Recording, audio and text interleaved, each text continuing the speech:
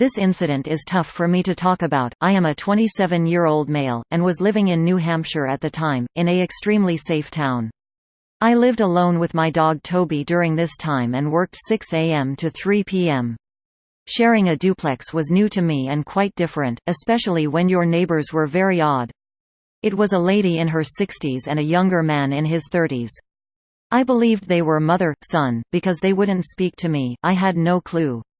I tried making small talk but neither of them said a word. The mother looked beat down with gray hair and she wore the same blue nightgown every time I saw her. I would see the son smoking outside wearing the same white wife beater since I moved in 7 months prior. It was a summer night in July around 11 p.m., and I let Toby out in the backyard.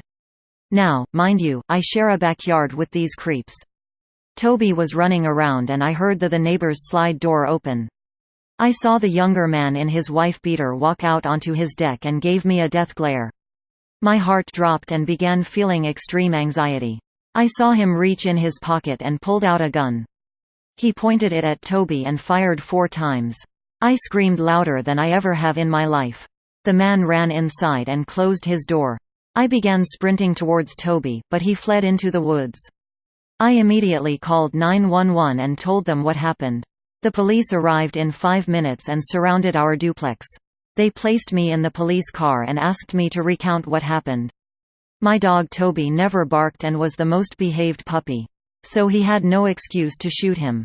The cops were outside about 15 minutes until they heard 3 gunshots.